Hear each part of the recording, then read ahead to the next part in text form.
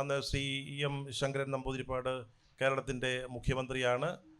അന്ന് കേന്ദ്രവിരുദ്ധ സമരം നടക്കുന്നു, ബന്ദ് നടക്കുന്നു. കാസർഗോഡ് സുധാകർ ഗീതായും ശാന്താറാം ഷേണായും എന്ന് പറയുന്ന 2 KSU പ്രവർത്തകരെ വെടിയേറ്റ് മരിച്ചു വീഴുന്നു. അതിനുശേഷം എറണാകുളത്ത് സംഘർഷം ഉണ്ടാകുന്നു.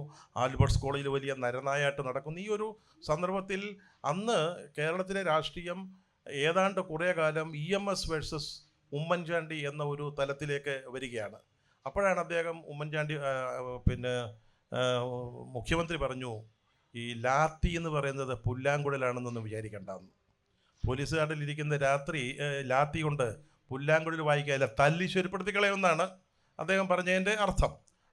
അപ്പോഴാണ് അതിന് മറുപടിയായിട്ടാണ് ശ്രീ ഉമ്മൻചാണ്ടി പറയുന്നത്, എന്താണ് പറയുക, കാറ്റ് വിതച്ച് കൊടുങ്കാറ്റ് കൊയ്തെന്നുള്ളത്.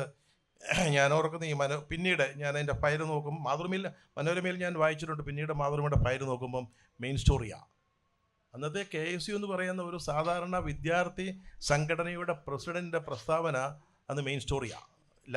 കാറ്റ് വിതച്ച് കൊടുങ്കാറ്റ്. അങ്ങനെ സമരത്തിൻ്റെ ആ ഒരു സമരം, മുരളി സമരം, അന്ന് മുരളി സമരം കൂടെ നടക്കുന്ന സമയത്താണ് തേവര കോളേജിലെ മുരളി എന്ന് പറയുന്ന കുട്ടി മർദ്ദനമേറ്റ് മരിക്കുന്ന ആ പശ്ചാത്തലം.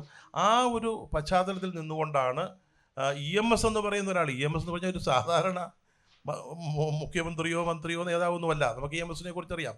EMSൻ്റെ മുഖത്ത് നോക്കിക്കൊണ്ട് പറയുന്നത്. പിന്നീട് അദ്ദേഹത്തിൻ്റെ ആത്മകഥയിൽ EMSുമായിട്ടുള്ള സന്ധി സംഭാഷണത്തെ കുറിച്ചൊക്കെ പറയുന്നുണ്ട്. കൂടെ പോയിരുന്ന ആളുകൾ പ്രതികരിച്ച രീതിയൊക്കെ പറയുന്നുണ്ട്. അപ്പോൾ അങ്ങനെ ആ ഒരു തലമുറയെ, ധൈര്യമുള്ള ഒരു തലമുറയെ, ചോദ്യം ചെയ്യാൻ കഴിവുള്ള ഒരു തലമുറയെ അന്ന് കോൺഗ്രസിൻ്റെ അണികളിൽ, റാങ്ക് ആൻഡ് ഫയലിൽ അത്തരത്തിലുള്ളൊരു വലിയ ഒരു ചെറുപ്പക്കാരുടേതായ അത്യാവശ്യം വിപ്ലവ വീര്യം സ്ഫുരിക്കുകയും തുടിക്കുകയും ചെയ്യുന്ന ഒരു തലമുറയെ സൃഷ്ടിച്ചെടുത്തതായിരുന്നു ആൻ്റണിയും, അല്ലെങ്കിൽ വയലാർ രവിയും ആൻ്റണിയും ഉമ്മൻചാണ്ടിയും ഒക്കെ ചേർന്ന തലമുറ കോൺഗ്രസ്സിന് കൊടുത്തത്. പക്ഷേ ആ കോൺഗ്രസിൻ്റെ ചരിത്രം നോക്കുമ്പോൾ ഈ ഒരു തലമുറയ്ക്ക് ശേഷം ആ ഒരു വികാസം, അതിന് അനുരൂപമായിട്ടും അനുഗുണമായും ഒരു നൈരന്തര്യത്തോടും കൂടി ഉണ്ടാവേണ്ടിയിരുന്നൊരു വളർച്ച ഉണ്ടായില്ല എന്നുള്ളതാണ്. അന്ന് വയലാർ രവിയൊക്കെ വയലാർ സിംഹമെന്ന കേരളത്തിലെ ചെറുപ്പക്കാരെ വിളിച്ചിരുന്നത്. ഇന്ന് ഏതെങ്കിലും ഒരു യൂത്ത് കോൺഗ്രസ് നേതാവിനെ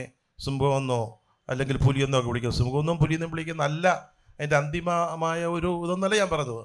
അതുപോലെ ചെറുപ്പക്കാരുടെ ഇമാജിനേഷൻ, അതായത് അന്ന് യൂത്ത് കോൺഗ്രസ് പറയുന്ന ഒരു പ്രയോഗമുണ്ട്, KSU പറയുന്നവരുണ്ട്, ഭരിക്കുന്ന പാർട്ടിയുടെ കൊടിയുടെ നിറം നോക്കാതെ സമരം ചെയ്യുന്നതാണ് ഞങ്ങളുടെ പ്രസ്ഥാനം. ആ പ്രസ്ഥാനത്തിൻ്റെ KSU പ്രസിഡന്റിനോട് ഒരിക്കലൊരു KPCC പ്രസിഡന്റ് പറഞ്ഞു, ഒരു എക്സിക്യൂട്ടീവിൽ പറഞ്ഞു, അതുപോലെ സ്ലേറ്റിൻ്റെയോ പെൻസിലിൻ്റെയോ വല്ലതും വില കൂടുകയാണെങ്കിൽ ആ കാര്യം ഇവിടെ സംസാരിച്ചാൽ മതി, മറ്റു വലിയ കാര്യങ്ങൾ ഞങ്ങൾ സംസാരിച്ചോളാം. അങ്ങനെയാണ് KSUവിൻ്റെയും യൂത്ത് കോൺഗ്രസിൻ്റെയും ഒരു പോരാട്ട വീര്യത്തിന് കേരളത്തിലെ ഇടിവ് സംഭവിക്കുന്നതാണ് എൻ്റെ വിലയിരുത്തലാണ്. അത് എൻ്റെ വളരെ പേഴ്സണലായ വിലയിരുത്തലാണ്.